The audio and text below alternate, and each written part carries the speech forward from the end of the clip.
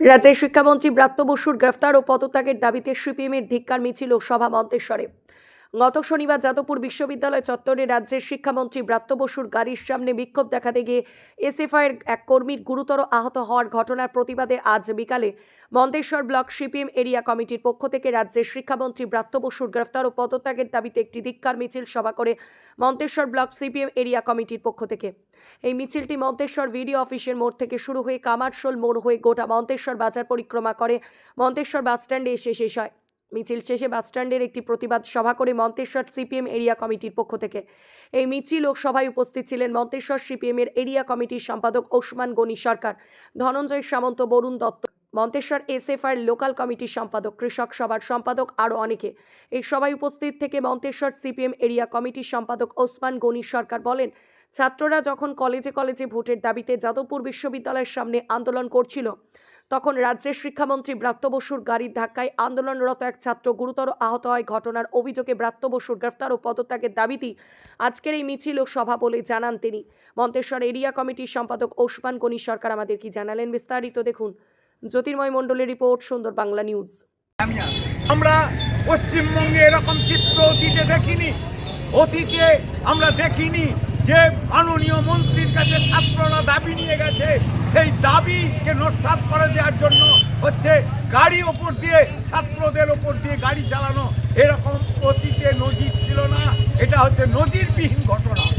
আমরা দেখলাম ওই দিন, আমরা দেখলাম উত্তরপ্রদেশের ঘটনা।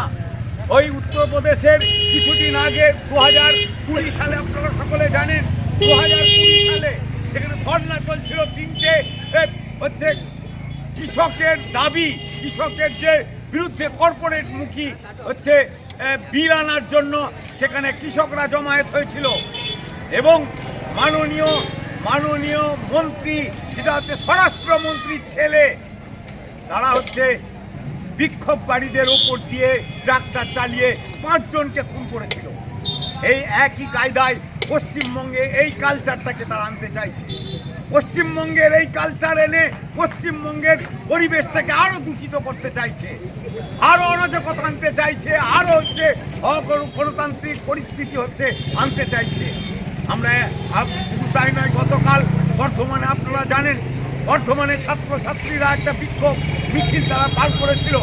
তার উপর কিভাবে পুলিশি বর্বরতা, পুলিশি নির্যাতন, পুলিশি লাঠিচার্জ এবং আমাদের ওখানকার যে গোটা বর্ধমান, পূর্ব বর্ধমান জেলার এসএফআইয়ের নেতা প্রবীর ভৌমিক, তার ওপর নৃশংসভাবে আক্রমণ এবং আরও 2-1 ছাত্রছাত্রীর ওপর সাংঘাতিক আক্রমণ করে নামিয়ে আনলো। আজকে গোটা রাজ্যটা কোন জায়গায় পৌঁছাচ্ছে আপনারা দেখতে পাচ্ছেন।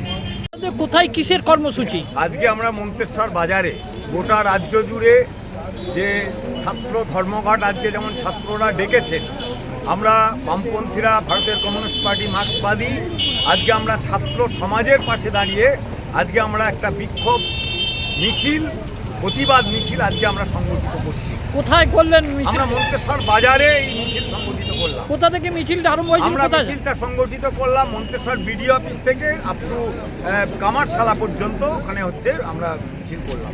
কোথায় শেষ হলো? আমরা বাস স্ট্যান্ডে শেষ করলাম। দিয়ে তারপর কি করলাম? আমরা এখানে একটা পথসভা হচ্ছে করলাম। বিশেষ করে এখন উচ্চ মাধ্যমিক পরীক্ষা, সেই উচ্চ মাধ্যমিক পরীক্ষায় আমরা কোনো মাইক হচ্ছে ব্যবহার করতে পারলাম না, খালি গলায় হচ্ছে এই এটা পথসভাটা করলাম। কে কে উপস্থিত ছিলেন?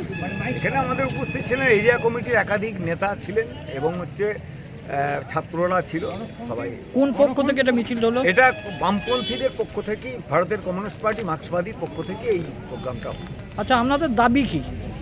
আমাদের দাবি মূলত ছাত্রদের ওপর যে লাঠিচার্জ এবং 1 তারিখে মাননীয় মন্ত্রী ব্রাত্য বসুর গাড়ি ছাত্রর ওপর দিয়ে হচ্ছে পিষে তাকে হচ্ছে চলে যাওয়া হয়েছিল। আমরা মনে করি এটা ছাত্রর ওপর দিয়ে পিষে যাওয়া নয়, গোটা ছাত্র সমাজের ওপর হচ্ছে গাড়ি চাপানো হলো। এর প্রতিবাদে এবং গতকাল ছাত্ররা বর্ধমানে হচ্ছে তারা হচ্ছে বিক্ষোভ সমাবেশ করছিল, সেখানে হচ্ছে পুলিশ, আমাদের যে ছাত্র নেতা, এসএফআইয়ের নেতা প্রবীর ভৌমিক, তার ওপর হচ্ছে পুলিশি নির্যাতন, এর প্রতিবাদই হচ্ছে আমরা আজকে হচ্ছে প্রতিবাদ সভা করলাম। আপনাদের দাবিটা মানে আপনারা কি চাইছেন? আমরা দাবি করছি এইটাই, আমরা দাবিটা করছি অবিলম্বে হচ্ছে ব্রাত্য বসু শিক্ষামন্ত্রী তাকে গ্রেপ্তার করতে হবে। কারণ এই কারণেই তার গাড়ি হচ্ছে ছাত্রদের ওপর দিয়ে চালিয়ে দেওয়া হলো। অতীতে নজির নেই, অতীতে এটা নজিরবিহীন ঘটনা। অর্থাৎ ছাত্ররা গোটা রাজ্যে যখন একটা নৈরাজ্য চলছে ইলেকশনের দাবিতে, কলেজে কলেজে ইলেকশনের দাবিতে, তখন তারা কলেজে ভোট করতে চাইছে, সেই দাবিটাকে নস্যাৎ করে দিয়ে তার জবাব না দিয়ে হচ্ছে মন্ত্রী গাড়ি ছাত্রদের ওপর দিয়ে গাড়ি চালিয়ে দিল। তার অবিলম্বে গ্রেপ্তার করতে হবে, শুধু তাই নয় তার পদত্যাগ দাবি হচ্ছে আমরা করছি। আপনার নাম পরিচয়?